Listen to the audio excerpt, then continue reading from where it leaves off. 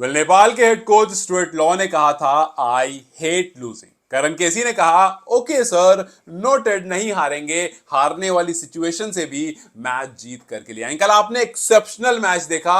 हो सकता है आप में से बहुत लोग सो नहीं पाए होंगे, या हो सकता है आप में से बहुत लोग बहुत चैन की नींद लेकर के अब उठे होंगे और इस वीडियो को देख रहे होंगे। तो सबसे पहले सबको कह दूं अ वेरी गुड मॉर्निंग, क्योंकि वाकई ये गुड मॉर्निंग है सेलिब्रेट करने जैसी। और कल हमने more of a reaction video बना दिया था, बिकॉज उसमें बहुत जोश था, बहुत एक्साइटमेंट थी, तो एकदम फटाफट फटाफट रिएक्शन वीडियो बना दिया। लेकिन एक डिटेल्ड एनालिसिस अभी भी रह रही थी, बिकॉज सिर्फ अच्छा अच्छा नहीं हुआ, कुछ ऐसी चीजें हुई हैं जिसके बारे में बात होनी चाहिए। जैसे हमारे कैप्टन एंड वाइस कैप्टन की परफॉर्मेंस के ऊपर थोड़ी सी बातें, शेख ब्रदर की परफॉर्मेंस के ऊपर थोड़ी सी बातें, और कुछ छोटी मोटी चीजें जो शायद स्किप ना हो। मैं अक्सर कहता हूं कि मैच जीतने पर हम इन चीजों को भूल जाते हैं, लेकिन मैं अक्सर इन चीजों को याद रखता हूं और इसीलिए आपके सामने लेकर आता हूं। लेकिन उसके साथ साथ कुछ बहुत अच्छी बातें और जो एक डेजावू मूवमेंट हुआ उसको लेकर भी बात करेंगे। नेपाल ने कल अपने ओडीआई और लिस्ट ए का हाईएस्ट रन चेज रजिस्टर करा, 297, दैट टू एक विकेट से विक्ट्री हुई। अब से पहले कभी ऐसा नहीं हुआ था ओडीआई में या फिर लिस्ट ए में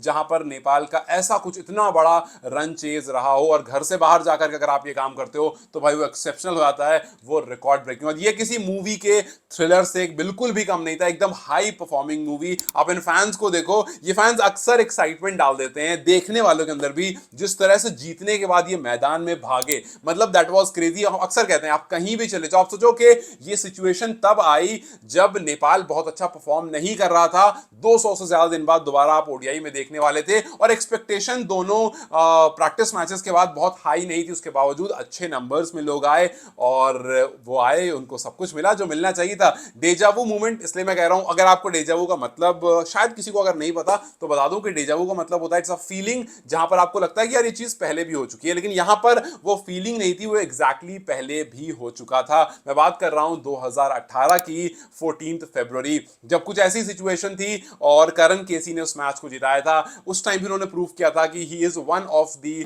ग्रेटेस्ट फिनिशर। जहां पर जरूरत होती है बड़े मोमेंट पर, वहां पर उनको लोग वैलेंटाइन मैन, वैलेंटाइन बॉय इस तरह का कुछ कोट देने लगे थे, और तब से वो इसी नाम से जाने भी जाने लगे काफी बार। उस टाइम पर भी नेपाल को एक रन चाहिए था, एक बॉल बच रही थी, एक विकेट हाथ में थी, और कनाडा के खिलाफ वो मैच चल रहा था, और वहां भी करण केसी खड़े थे। उसी टाइम कार्डियक किड का भी टाइटल लगा था, और उस टाइम से जो मैचेस कार्डियक अटैक वाले होने लगे, कार्डियक वाले होने लगे, वो जबरदस्त हैं, जहां पर आपका दिल जो है वो यहां करके फंस जाता है कि भैया अभी इस मैच को खत्म करो वरना यहां से बाहर निकल जाएगा। वहां पर भी करण केसी ने 31 बॉल में 42 की पारी खेली थी। और कल जब एक बार फिर से जून 2 को करण केसी ही खड़े थे, नेपाल को एक बॉल में एक रन चाहिए था, एक ही विकेट बच रही थी स्कॉटलैंड के खिलाफ, स्कॉटलैंड में जाकर के, तो सबको वो मैच याद आ गया जहां पर करण केसी ने उस मैच को खत्म किया था। वहां पर भी वो टॉप स्कोरर थे, यहां पर भी वो टॉप स्कोरर थे।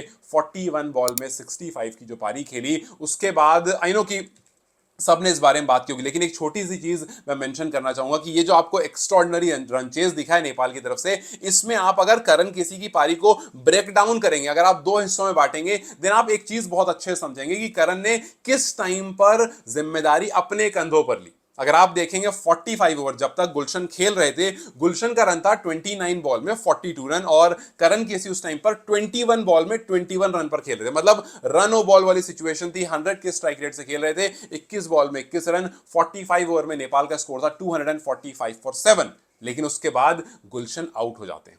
अब देखो, जब तक गुलशन आउट नहीं हुए, वो अपना इत्मीनान से खेल रहे थे, लूज बॉल को मार रहे थे, बाकी बॉल डॉट भी खेल रहे थे, सिंगल्स भी खेल रहे थे। लेकिन उसके बाद आते हैं संदीप लामिछाने। अब आप देखो, गुलशन और करण में सारा काम गुलशन कर रहे हैं, करण सपोर्टिव हैंड बने हुए, लेकिन जब गुलशन आउट हो जाते हैं, फिर करण अपने कंधे पर जिम्मेदारी लेते हैं, बिकॉज उनको पता है कि वो संदीप से ज्यादा बेहतर बल्लेबाजी करते हैं। तो फिर उन्होंने जिम्मेदारी अपने ऊपर ली, उन्होंने चार्ज लिया, और वो करण जिन्होंने शुरू के 21 बॉल में 21 रन, मतलब 21 बॉल में 21 रन किए थे, जिन्होंने वहां पर सिर्फ एक 6 एक 4 मारा था, उन्होंने अगली 20 बॉल में 44 रन जोड़ दिए।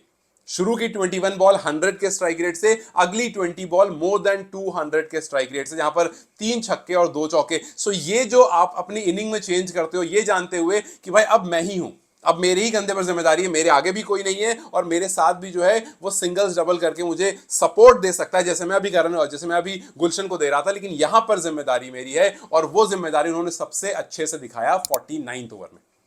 जहां पर 18 रन ठोक दिए, जहां पर मैच दूर लग रहा था, लग नहीं रहा था यार कि मैच आसान होने वाला है, और अगर वहां पर आपके कम रन आते ना, 10-10 रन आते, तो फिर मैच हाथ से निकल गया था। वो अक्सर कहते हैं ना भाई लास्ट ओवर तक लेकर मत जाओ। करण ने उस ओवर की पहली बॉल पर 6 लगाया, दूसरी पर 4 लगाया, तीसरी फिर 4 लगाया, फिर डबल, फिर 0 और फिर एक और 4 लगाया। उस ओवर में 18 रन आते हैं और लास्ट ओवर के लिए सिर्फ और सिर्फ 7 रन बच जाते हैं। सो यस, उनकी first ever ODI half century रही 41 बॉल में 65 की पारी। ये हमेशा हमेशा करण को याद रहेगी, जिन लोगों ने इसको विटनेस करा उनको याद रहेगी। और जिस तरह से ये मैच हुआ, ये अभी इमोशन इतनी जल्दी खत्म होने वाला बिल्कुल नहीं। लेकिन उनके साथ साथ आपको गुलशन की भी तारीफ करनी पड़ेगी, बिकॉज 42 बॉल में 30 रन उनके तब आए जब पेयर्स में विकेट गिरना शुरू हो गई थी। अगर आपने नोटिस किया होगा तो 72 रन तो सब सही चल रहा था, बट 72 पर पहली विकेट गिरती है और ठीक अगले ही ओवर में 78 फॉर 2 भी हो जाती है। मतलब कुशल तुरंत ही क्लीन बोल्ड हो जाते हैं आसिफ के जाने के बाद ही। सो एक मतलब पेयर में विकेट गिरती, 2 विकेट एक साथ गिरती, 72 फॉर 1 और 78 फॉर 2। फिर उसके बाद भीमशर्की